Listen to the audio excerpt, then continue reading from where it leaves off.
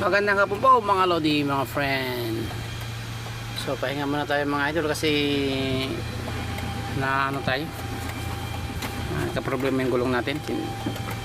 Check na natin. Ayan po mga idol, medyo minalas tayo mga, na side cut tayo. Ayan o, tumama doon sa matulis na bato doon sa kanina pagdaan natin sa San Pedro, kaya sumabog po, kaya wala tayong magawa, kaya mag-antay tayo ng rescue. Dito tayo sa loob ng Pagcor sa ano na yung Pilipino. Dito na tayo tumambay sa gilid, mag-antay ng rescue, dadalan tayo ng gulong para ayusin yan, para makapagbiyahe pa tayo ng isa mamaya. Side cut, talagang gawin ng buhay, kaya pahinga muna tayo saglit. So dahil flat yung gulong natin, maglalaga na natin ng saging. Meron tayong saging dyan, no? Ilalaga natin para may pamerienda tayo, tapos magkakape tayo.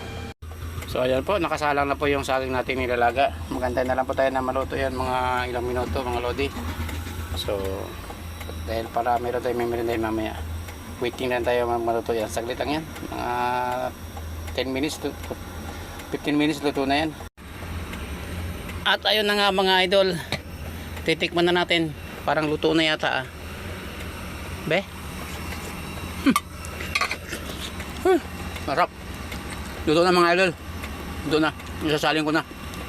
So ayan na po mga idol, matamis po yung tubig niya. Mas tamis okay, paso ako matamis diba, diskarte lang yan mga idol. Ganun lang ang kailangan sa tracking, kailangan may diskarte ka. Binili ko to kahapon sang araw, kahapon pala, tapos nahinog na siya. May pamerienda na ako ngayon, mag-init ng tubig para magkape. Paris po yung kape. So yun po mga mga lodi, mga friends, may merienda na po tayo. Diba? Habang nagkaantay tayo ng rescue, nakapagluto tayo ng merienda. Ganun lang kadali kapag may gamit ka. Ayan, thanks for so much. Thank you so much mga lodi. Thank you.